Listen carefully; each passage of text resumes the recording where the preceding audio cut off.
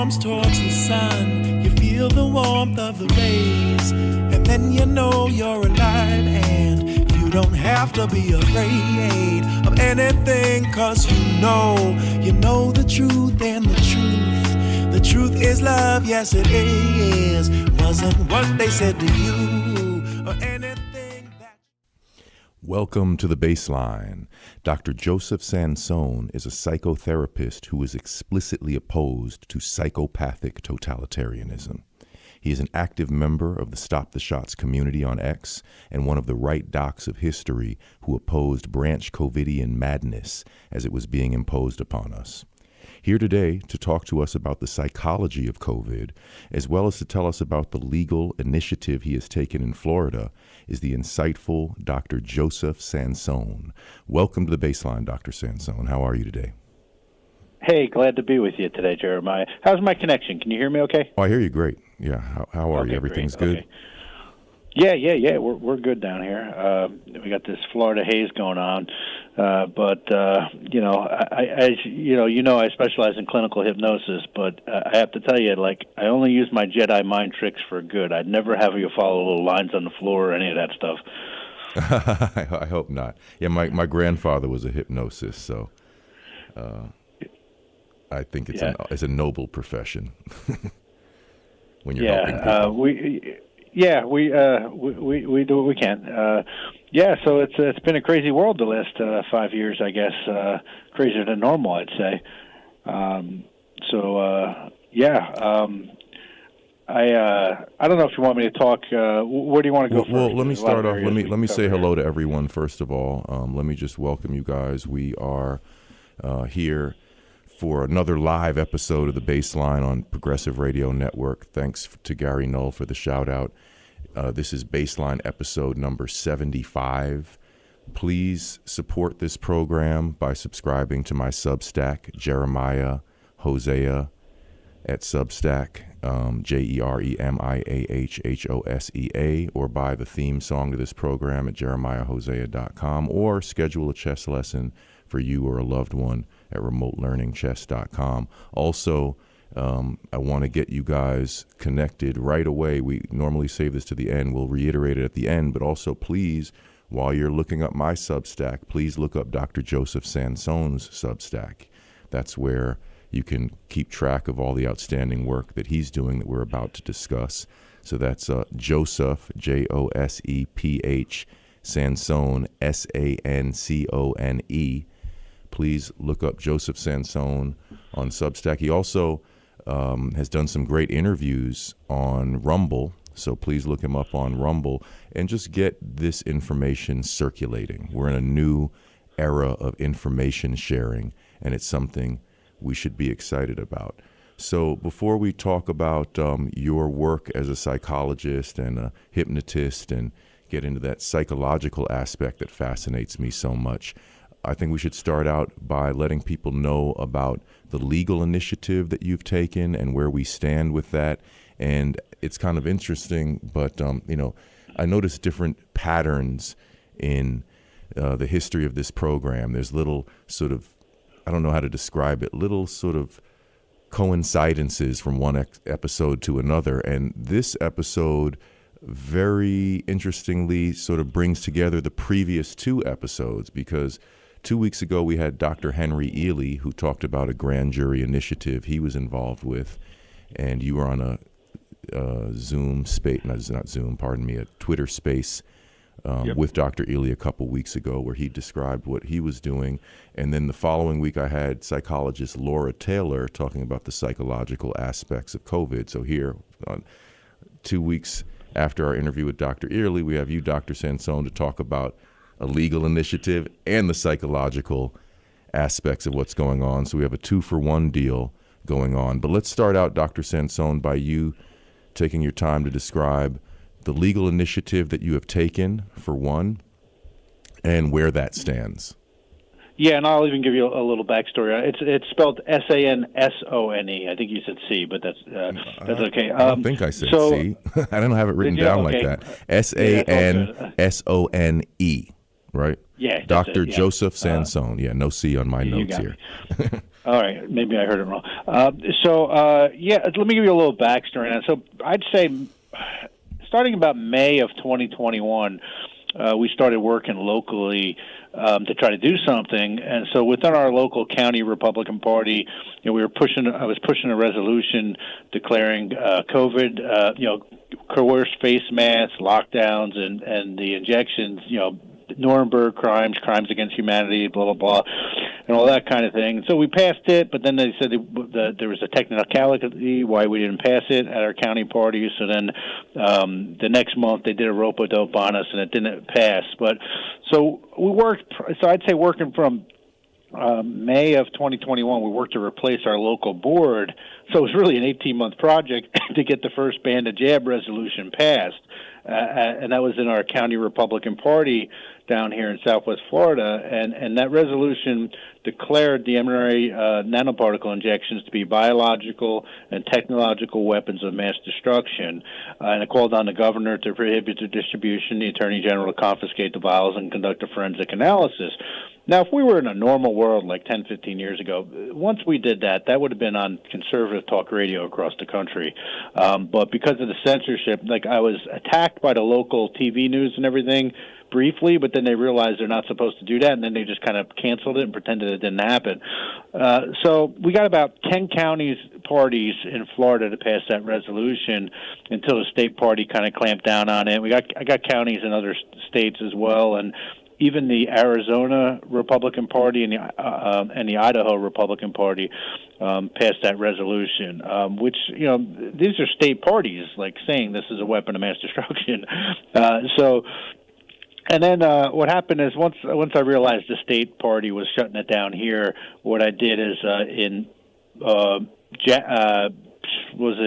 March 3rd of 2024, I filed what's called a writ of mandamus, which literally means we compel, and seeking the same goal to get the governor to prohibit the distribution, the attorney general to confiscate the vials, and I filed that in the state Supreme Court because I believe that would have been the proper venue because I'm dealing with the governor, but they ended up transferring it to the circuit court, and then what happened was I lost in the circuit court, and then I filed an appeal in May. I should say it was dismissed in the circuit court, and then I filed an appeal in May, and then I lost that appeal in October, and all along the way they just did not allow me to present evidence or anything, and they were hiding behind like the niche case law limiting what you can use a writ of mandamus for, and they're saying you can't use it for discretionary actions. It has to be a ministerial duty. Now, I found case law that says if there's an abuse of discretionary duty, you can do it, but they didn't want to hear it. So anyway, then what I did is on December 1st, I filed a new case, which is a complaint seeking an injunction prohibiting the governor and attorney general from distributing the mRNA injections, and also seeking declaratory judgments. And I narrowed it down because in the first case I had a whole bunch of laws, not just our weapons of mass destruction law. I had treason in there and a whole bunch of stuff, murder, you name it. So I narrowed it down to 3 laws here. Florida Statute 790.166, which is weapons of mass destruction, and as well as our informed consent law and our fraud law. And so I'm seeking the injunction to prohibit the distribution of these weapons of mass destruction and the declaratory judgments on those 3 laws from the court to say whether these violate these laws or not, which means they'd have to hear evidence. That case, so I filed that on December 1st. 6 business days later, on December 9th, it got dismissed, so I filed a motion for rehearing on the 15th. That was denied on the 19th. And in the process, the court kind of basically cautioned me on filing frivolous cases because I can get sanctioned. So I appealed the case on the 22nd. Right now I'm working on my, I did a notice of appeal on the 22nd. So right now I'm working on my appellate brief, which I hope to file in within the next couple of weeks. And we'll take it from there. But what's really important is for your listeners to understand is I gave them an 80-page brief with a lot of evidence and the law.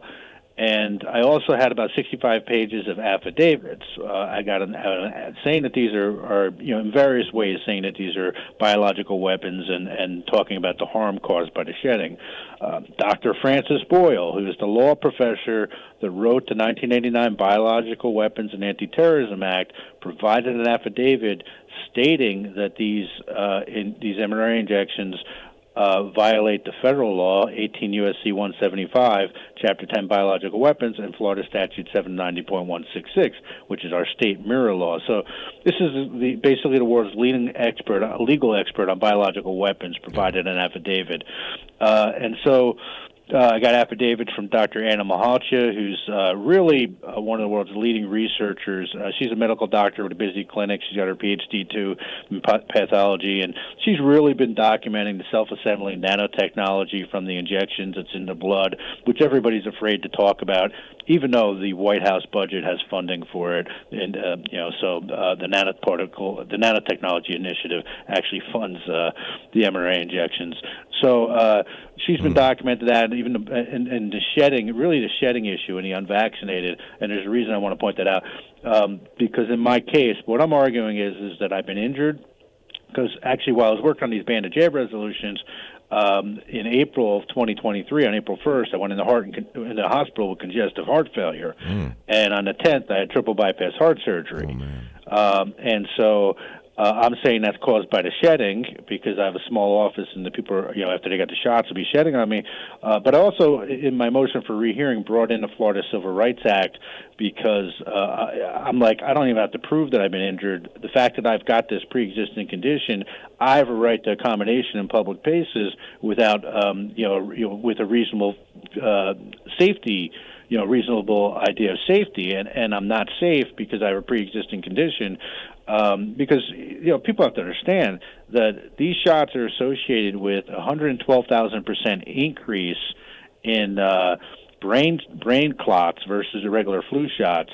They're associated with a 1,236% increase in cardiac arrest deaths, and these injections are associated with a 2.8% of the people that got the shots got myocarditis. So that means, based on what they're claiming, that like 281 million Americans got at least one shot, that means that you've got at least 8 million people walking around with heart damage.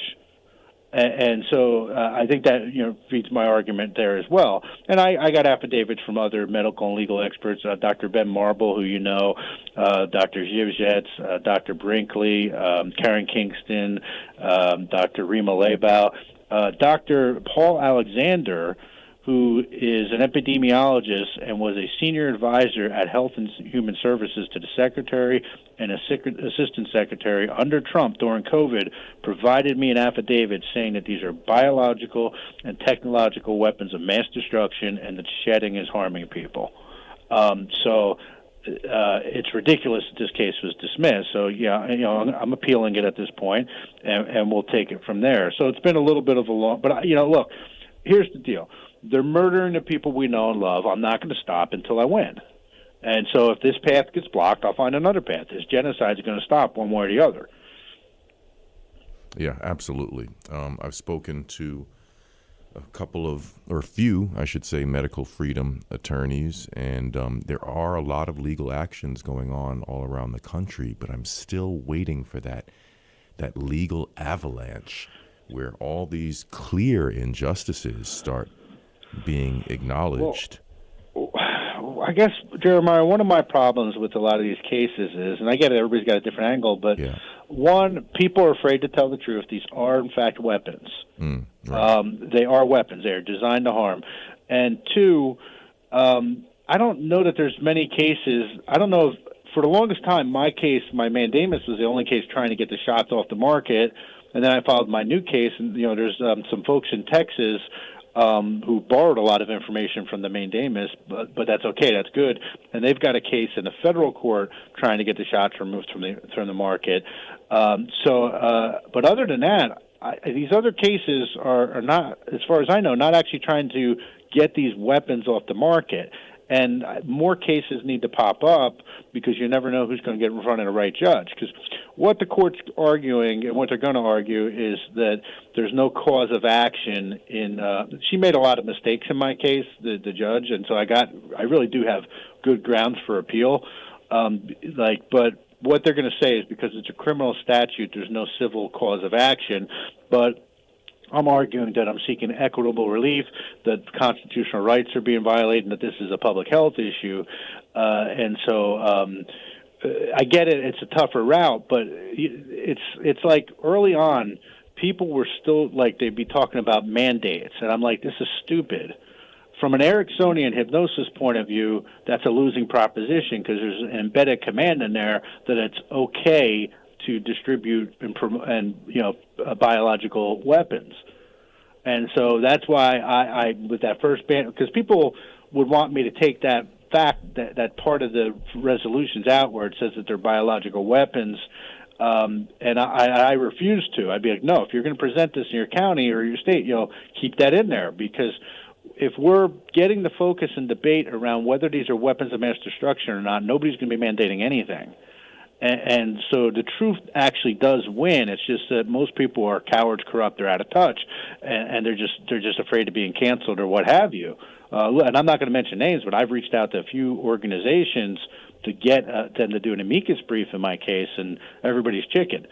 But and one thing, I know you've got a couple other issues you want to talk about. One thing I think I guess I should mention is this grand jury we had down here in Florida, the statewide grand jury for people out of the area. Like Governor DeSantis had called for a statewide grand jury to investigate the vaccines, and it's turned out that was a complete dog and pony show, just really to give cover, because that grand jury had the ability to indict. They could have indicted Fauci. They could have indicted Burla and other people, but they didn't, and they actually claimed that there's no evidence of criminal wrongdoing in that brief, in that report. But I'm going to tell you right now, I provided Nicholas Cox, the statewide prosecutor who was overseeing that grand jury. I provided him with all of the evidence of my mandamus, which Karen Kingston had compiled, and I provided him with affidavits from Dr. Francis Boyle, Dr. Zhivzets, a couple others. I mean, I have more affidavits now. Karen Kingston's, Dr. Mahalchi's, Dr. Vila. And so they had evidence plus affidavits. And, I mean, I want you to think about this for a second. I gave them an affidavit with the law professor that wrote the bioweapons law, who also happens to be like the only attorney to have ever prosecuted someone for genocide after World War II in the International Criminal Court. So he's, as credentialed as you're going to be. And so I gave them his affidavit, the other affidavits, and the evidence. None of them got contacted. None of us got contacted. Now, so I have to, be open to the possibility that prosecutor shielded that grand jury from this information, because I just cannot understand how you can get an affidavit from Dr. Francis Boyle and not actually question him. Right. To test or ask him to testify. Extremely problematic. He can give you the legal reasoning behind why this is actually a weapon, legally speaking. Right. Yeah. Professor Francis Boyle was someone I came across very early on, and I was lucky to do so because he was the guy who was saying, hey, look, guys, there's a criminal component to what's going on here in terms of biological weapons that were indeed being developed with a paper trail, and now everyone wants to play the game called I bumped my head and I don't remember what happened, or yeah, it's funny. I'm agreeing with you. And when I just want to add what you're saying there is, for people who don't know, he was actually saying that the COVID injections were biological weapons before they came out. Wow. He was saying that in 2020, in late 2020, when they were talking about the vaccine coming out, and he's saying that they're going to be bioweapons because COVID's a bioweapon and it's going to be based on that. And so he was actually calling it before it happened. Right. Well, yeah. As far as the injections being bioweapons, one thing that sort of confuses me about these shots is the nature of these injections as a weapon. So, for example, if you stab someone with a knife, you know the effect that is created through wounding someone with a knife or with a gun. Normally, the way a weapon works is more straightforward. Here's a weapon where someone could be injected and think that they're fine for a period of time, maybe even an extended period of time. But on the other hand, we see an injection that is associated with the widest side effects profile of any medication in history, as Ryan Cole has called it, and I always refer back to this description because I think it's excellent, is these are the Swiss Army knife of injury and death, right? Associated with autoimmune disorders, turbo cancers, acute organ failure. An unbelievable range of side effects, which are, again, not side effects, but actually the effects of the product. And to say that you're going to take this type of risk of exposing yourself to that many side effects for a quote-unquote window of protection, of symptom reduction, how absurd. I mean, I wouldn't want to take an injection that exposes me to that range of side effects for something that would absolutely prevent me from catching this particular ailment, considering that the ailment itself, COVID, and death are on the list of side effects. I mean, that is the pinnacle of absurdity. It's like, okay, wait a second. Yeah. I'm taking something that has 1,291 side effects for about 3 months of supposed symptom reduction, and on the list of side effects is the disease itself and death. No thank you. Yeah. And then let's just turn this home run into a grand slam by saying, oh, you're mandated to take that if you want to return to work, or if you want to sit down in a restaurant and mind your own business and eat a salad and walk out. Because here in New York, and I know in some other places, you couldn't even enter a restaurant, couldn't go to a movie theater. Me as a performing artist, I couldn't get on stage and play my electric bass as though I was going to be sneezing and coughing over everyone in the audience. How absurd what we've been subjected to. But I want to get one quick comment. Go ahead, before sir, we please. segue. Just one quick comment on that. A biological weapon is supposed to be slow acting. Right. It's not supposed to be like you see in the movies, people drop like flies. Right. I don't think people were supposed to die suddenly. Right. Because if that didn't happen, most people would be not awake that are. Yeah. And so I think because the people getting sick now, that is not remember, more people died from the COVID injections than all of our wars combined as Americans. Wow. I just wrote an article about it saying World War I, World War II, and the Vietnam War combined. But actually, if you go with the higher estimates, it's more than all our wars combined. And that's just the acute stuff happening right away. That's not the person dying of cancer right now, because that never gets reported to VAERS. Right. And so it's designed to work slowly like that, and that's that's unfortunate. And listen, I have the studies in my brief. The shots not only harm people, there's a negative effectiveness, meaning you're more likely to get sick from COVID anyway. And then there's the nanotechnology in there, and so it's here's the deal though. Once you know something is harmful, you continue to distribute it and promote it, lying and saying it's safe and effective, you now have a biological agent that's harming people en masse. You totally fit within the legal criteria of a biological weapon, according to every state's law and the federal law. Wow. And that's something I've written about as well. Again, I refer you to my Substack. I wrote an article a couple months ago called Radio Silence, and it goes over a range of things, really obvious common sense reasons why the harm from these shots will necessarily be underreported.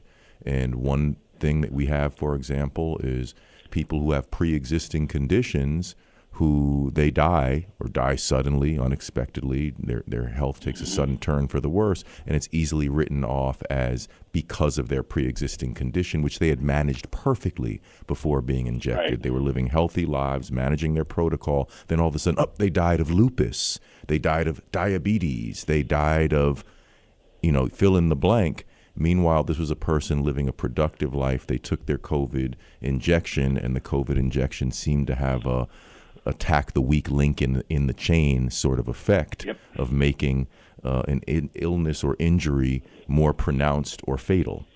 I would like to also direct you guys, I have to say I'm pretty excited. My latest Substack article called The Old Black Sayings, Folk Wisdom Can Save Your Life, is my most popular Substack article so far.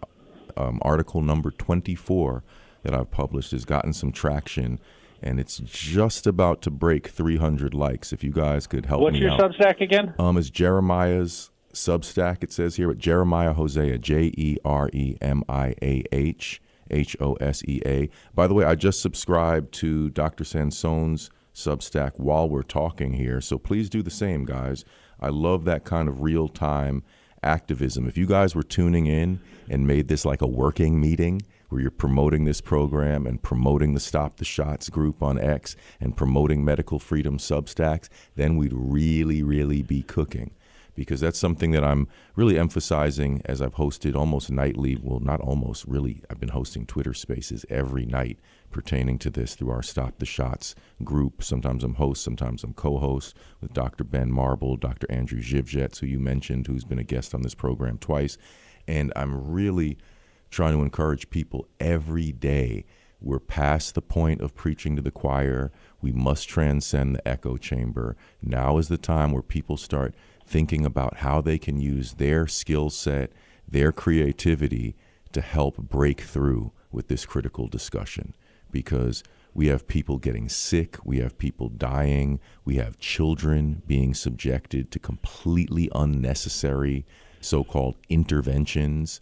And this notion that we shouldn't question vaccines is just stupid, I'm sorry to say. It's just stupid. Everything needs to be questioned. Every paradigm needs to be updated periodically. Every discipline is being advanced and corrected little by little. How could they possibly say that something that is so sensitive in terms of our bodies, our health, and all the various adjuvants and other chemical ingredients included in these injections, to say that that's something that we cannot question is simply a wrong idea. It is asinine. It is not wise. It is not something that we should accept. We should say, no, we question everything, particularly things pertaining to our health and the health of our families. But while we enter into the next phase of the discussion here, Dr. Sansone, I'm so curious in terms of your perspective as a psychotherapist, as a hypnotist. There's so many features to what we experience socially that seem so unfamiliar. And I am so fascinated still as an amateur psychologist myself, as the son of a psychoanalyst.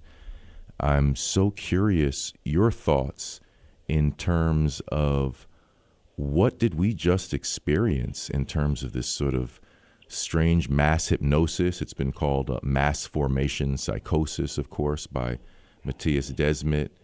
And, we have some different perspectives in terms of what has transpired. But what happened that allowed people to completely jettison their survival instincts effectively? I mean, am I incorrect to describe this as a sort of mass Kool-Aid drinking event? I mean, it's almost as though people agreed to commit mass suicide to take an injection under these circumstances. I'm sorry if that seems extreme, but I think it's accurate. No, I think you're dead on. It was groupthink. People, unfortunately, like the herd can often, and we saw this in some instances, the herd often morphs into the animal pack. And that's where you saw the soccer moms chasing people down because they weren't wearing a mask, on the beach and that kind of thing, or the playground. Right. And so it's really easy for people to. So one of the worst human traits, or arguably the worst human trait that we all possess to varying degrees, is sadism. In the case of your serial killer, like Jeffrey Dahmer, or whoever, they get pleasure on killing, torturing people, and cannibalize them in some cases. But then you see that same sadistic pleasure coming out in the people that are standing outside when they're electrocuting the people, cheering it on, or turning off their lights and stuff so they got more juice. In its most benign forms, you see people, you watch an old Three Stooges episode, you find somebody fall down, or you see a friend falling down on the snow and they're okay and you laugh, and so that sadism came out, the power trip of people often see the state as an extension of their ego, kind of. You see this with war. people often they look at the wars and they're cheering it on. They don't realize that like people are being blown to smithereens and it has nothing to do with national security. Right. And so you see this a lot where people see the state as an extension of their ego. It makes them feel more powerful. But I think there's three really important studies in the 20th century, social psychology studies, which explain a lot. One is Milgram's study on obedience. The other is Solomon Ash's study on conformity, and then there's Leon Festinger's work on cognitive dissonance. So Milgram's study on obedience, that was in like 1963, I think, and he wanted to investigate how far people would go in obeying an authority figure, even when asked to perform actions they believed were harmful. And I think a lot of this was driven out of World War II, like wondering how people did some of the crazy things they did. Now we all know because we just lived through it. But basically in this study, participants were told that they were part of a learning and memory experiment, and they were assigned the role of a teacher, and they were instructed to administer electric shocks to the quote-unquote learner, who's actually an actor or a Confederate, whenever they'd say a wrong answer. And the voltage would increase with each mistake. Now, the shocks were fake, and nobody got hurt or anything, but the setup was designed to look real, and the learner's reactions become more distressed as it went on, even to the point of screaming. Now, they weren't visible; they were like in the other room. But what was really shocking about this study is, and literally, it had like if you watch the videos, it's like triple X on the lever where you're increasing the shock. But surprisingly, 65% of the participants administered what they believed were in fact lethal shocks up to 450 volts, demonstrating the power of obedience. Now, when people showed signs of distress, like they continued because the researcher was like wearing his white lab coat and saying you must continue and that kind of thing, and what this really just demonstrates the obedience to authority, and we just witnessed that. Everybody was following orders. It's just like the Nazis. I was following orders.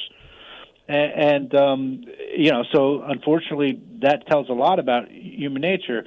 Now, Solomon Ash's study on conformity, that was a little different. That was to test, like, the extent that social pressure from a majority group could affect someone's willingness to conform to an with an obviously wrong answer. Like they had 3 lines on a board over here, like a chalkboard, and then 1 line over here, and it's very clear that which lines matched in their length. It wasn't like it was confusing or anything.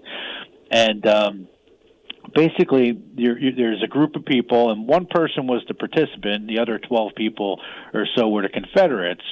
And it was either on a board or sometimes it was on cards with the different line lengths. And so what happened was the Confederates were instructed to give the wrong answer unanimously on the same wrong answer with the trials. And sometimes as many as 75% of the people conformed at least once to giving an incorrect answer, even when it was clearly wrong. But overall, the conformity rate was 32%. Among all the trials that they conducted, where Confederates gave the incorrect answers. Now, there were some situations where they gave the correct answer and everybody answered right. But, this demonstrates social conformity, and we see this, not even counting the censorship and everything, but now we have this kind of amplified in our society because of social media. And then just quickly on Festinger's study with cognitive dissonance. His kind of interesting. This was back in 1957, and he wanted to explore how people deal with psychological discomfort from holding on to 2 or more contradicting beliefs or values or ideas.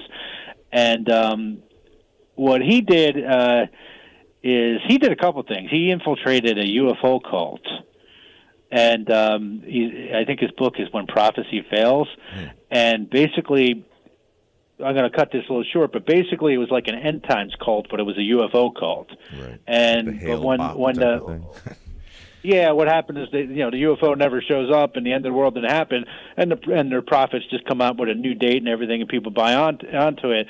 And what would happen is like some people, when they were confronted with the contradictory evidence, instead of like looking at the evidence, there was a certain amount of people that just kind of clung to their beliefs more rigidly. That's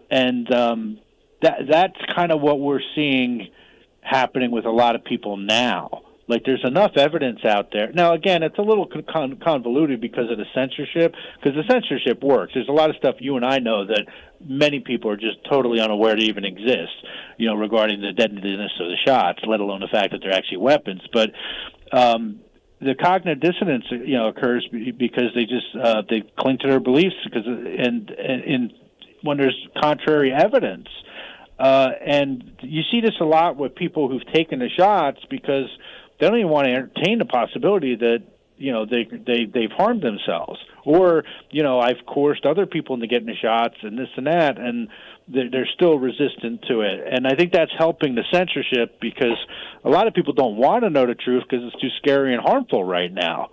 So I think that's a real problem that we're dealing with, because I even have. I have a friend I'm thinking right now that he gets upset when I talk about my cases and stuff, and he's an attorney actually, but he gets upset because he got the shot. This guy was in the reserves and he didn't want to lose his. He just retired recently with his colonel's pension, but I was like, don't do it. It's a weapon. Mm-hmm.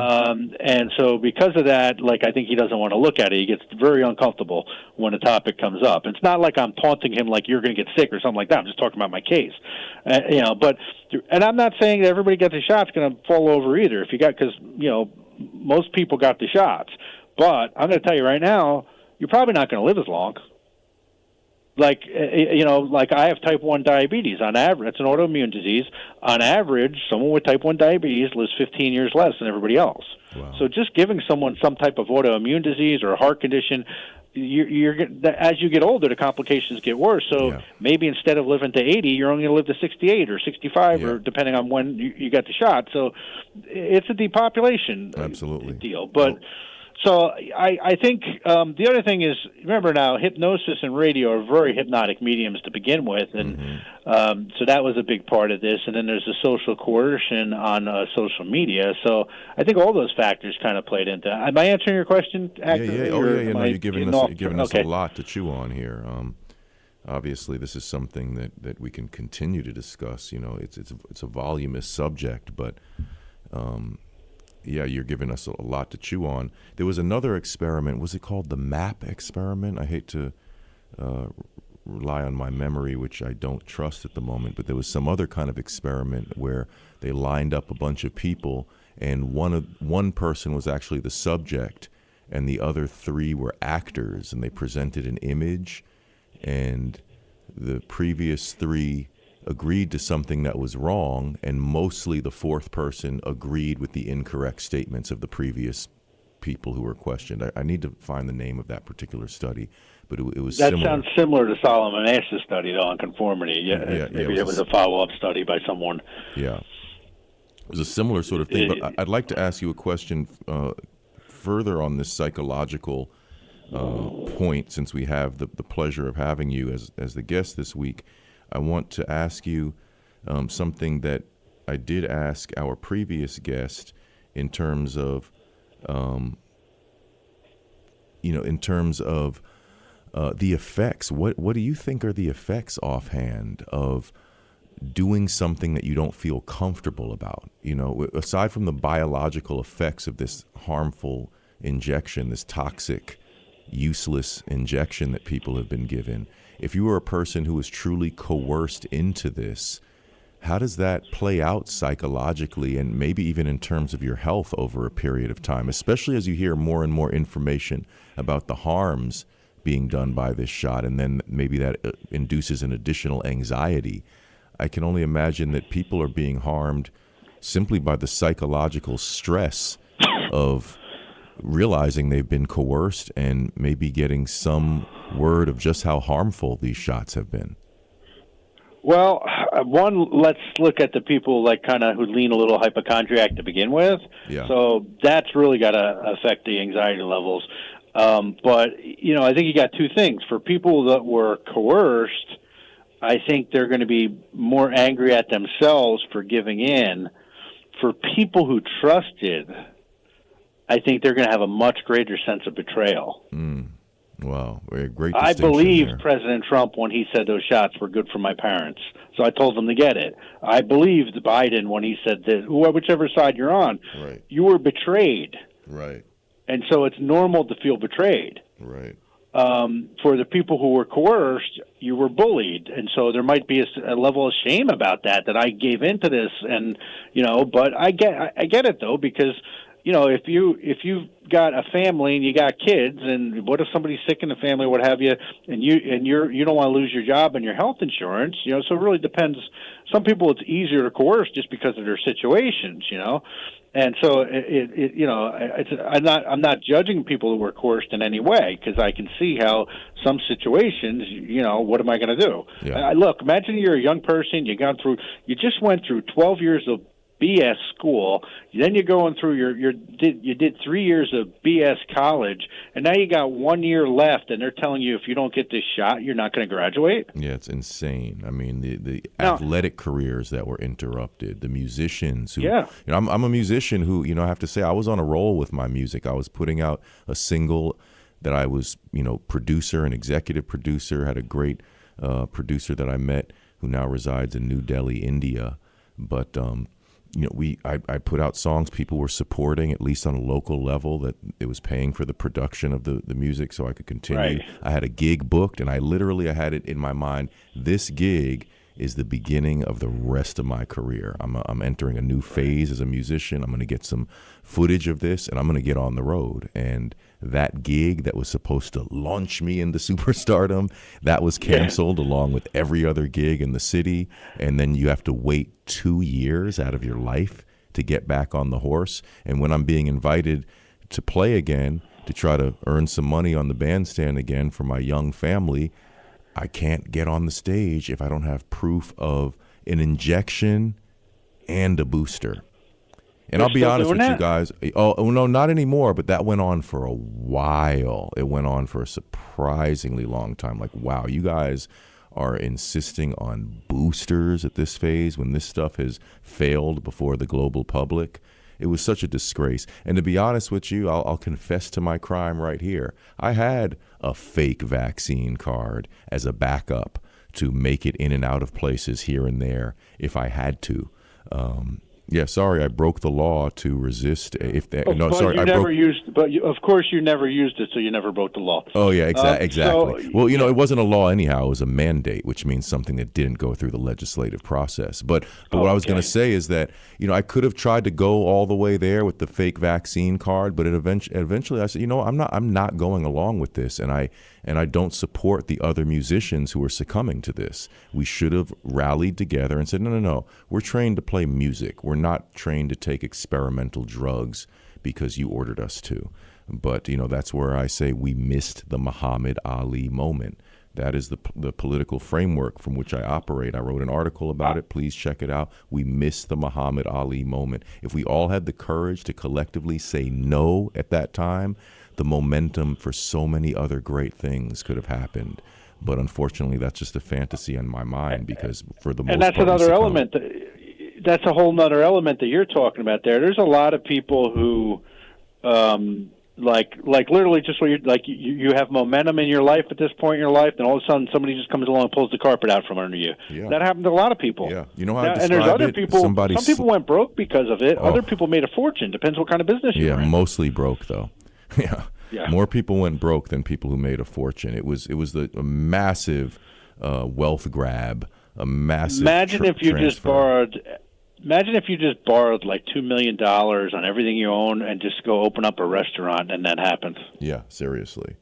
I mean, they made it impossible to do business, and they continue to make it impossible to do business in the state of New York. That's another article I wrote about how a lot of this was intentional economic destabilization. That article is called Operation Dog Shakes Fleas. That this was their way of getting the small-time players away from the blackjack table. They were saying, okay, you owned your little mom-and-pop business. Game over. We're buying up the block. So they gave people every opportunity for their businesses to fail, for people to be foreclosed upon, et cetera, et cetera. If you would like to call in, we'd love to hear from you. This is a community-based program. We love to hear from the Astute Progressive Radio Network. listening audience. The number is 888-874-4888. 888-874-4888. If you have a question for the Honorable Dr. Joseph Sansone, we'd love to hear from you.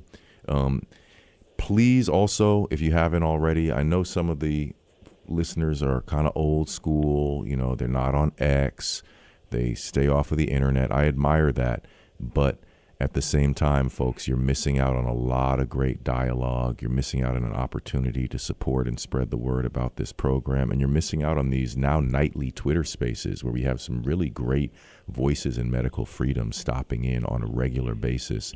We've gotten the legendary Judy Mikovits to host her book club for the past 2 weeks through the Stop the Shots community page.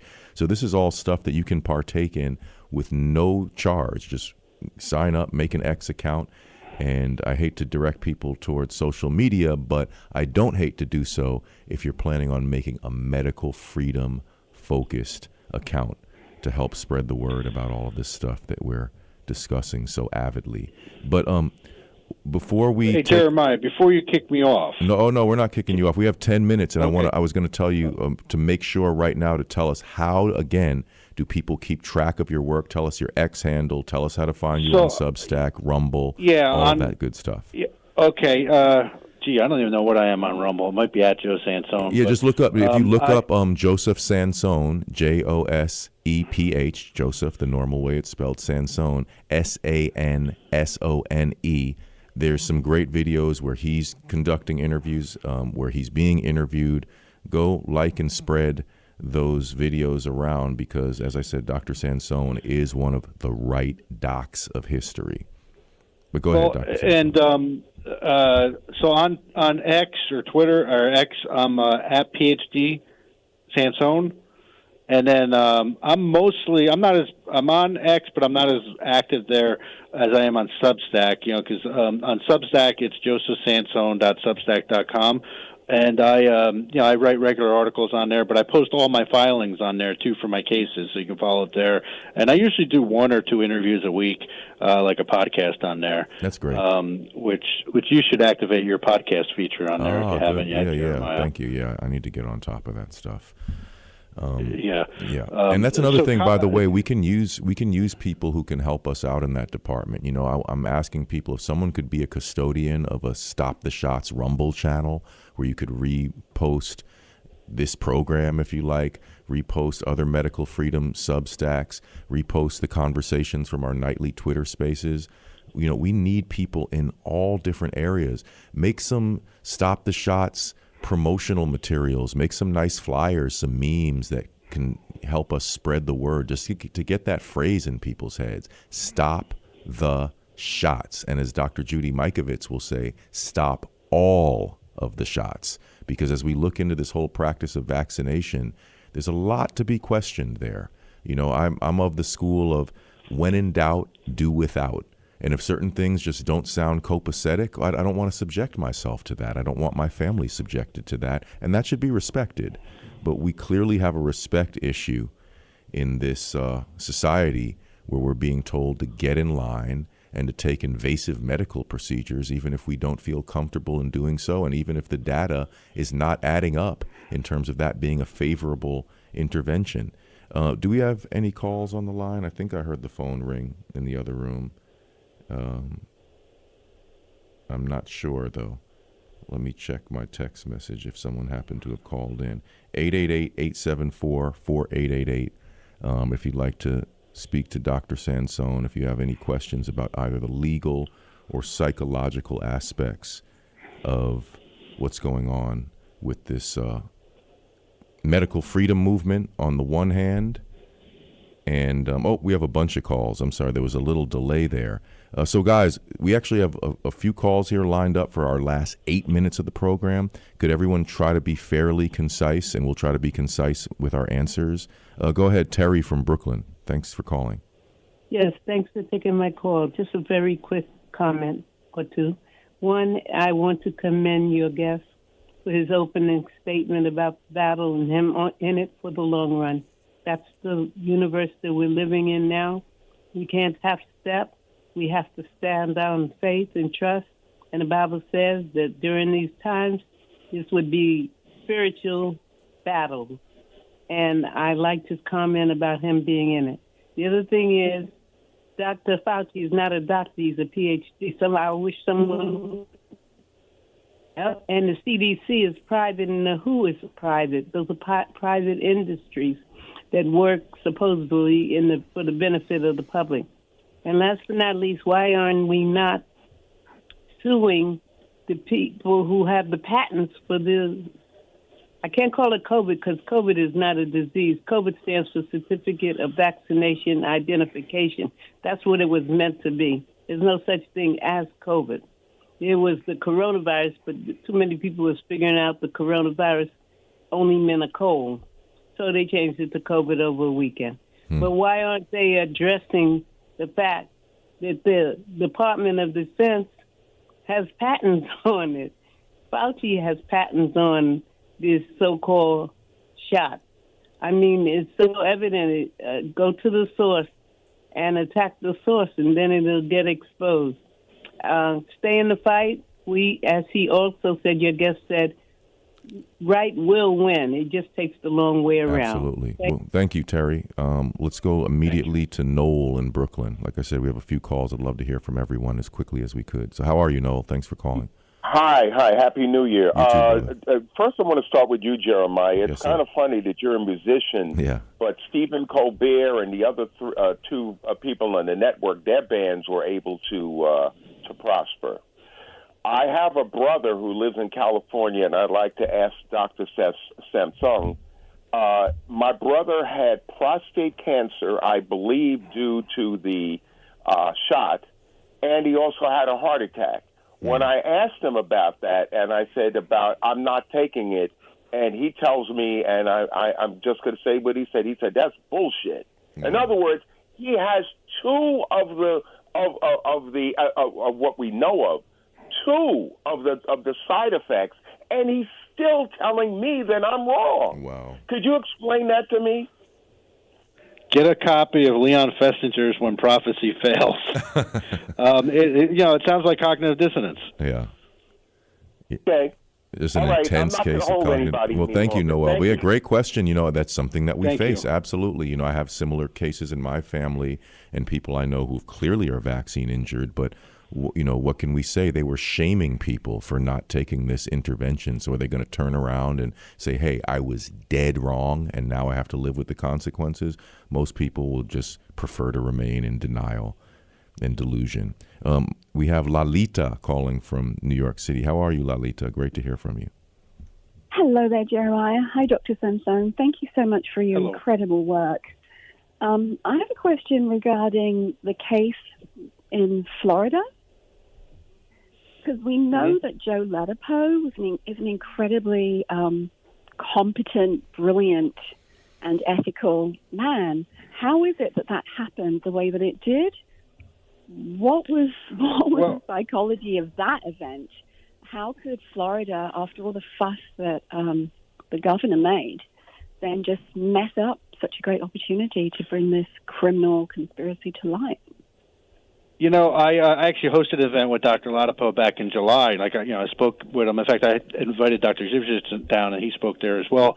Dr. Ladapo knows the deal. The problem is the grand jury was operated under a prosecutor. Like, the governor didn't have anything to do with it either, at least officially. But the governor, every state has what are called these public health laws. They should get rid of them because they can force vaccinate all of us. But those same laws give the governor and the Surgeon General the power to take the shots off the market. The problem is Ladapo would probably be fired while he's doing it because he actually has the power to do it too.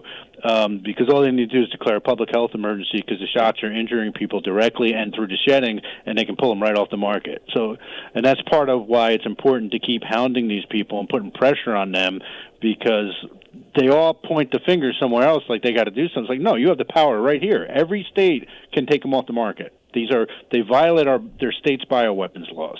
Yeah. Not according to me, according to the guy who wrote the federal bioweapons law. Yeah. And I do like you emphasizing this aspect of shedding as well, because that's a whole other legal can of worms. I don't think we've really ventured into that, but it's equivalent to the secondhand smoke sort of thing. if you can shed on me, that's like blowing your cigarette smoke in my face, effectively. That's why I invoked the Florida Civil Rights Act, because I have a right to public accommodation without being threat of injury. So I want to get to everyone here. Thank you so much, Lalita, for calling. We'd love to hear from you. We have Lee in Manhattan on the line as well. How are you, Lee? Hello, I'm fine, thank you, and thank both of you.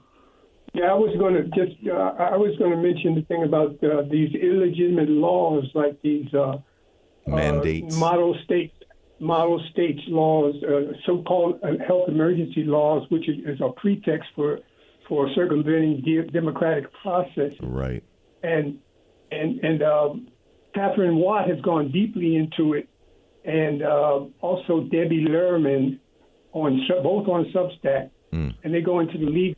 It's a big legal thing where they have set it up so that they can kill people in the process of determining a countermeasure during the time of. Let me just jump in right here, because I know we're short on time. Yeah, we have 1 minute. So don't buy into any form of learned helplessness.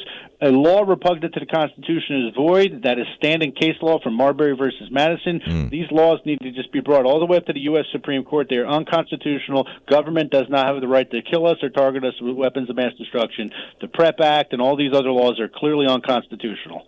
Boom, grand slam home run to end the ball game. Thank you so much, Dr. Sansone. That was a powerful way to close us out. And thank you so much, Lee, for raising that great point. Thanks you to all the callers who, as always, are so impressive. Some really important points. I think you're totally right, Terry. We need to attack that aspect of the patents. That should be a whole legal angle. As a matter of fact, I would really love to get Dr. David Martin on this program. He said he would agree to be here, but I haven't scheduled an actual date with him yet. So again, get on X and bug him. Say, Dr. Martin, we need to hear you on the Bassline.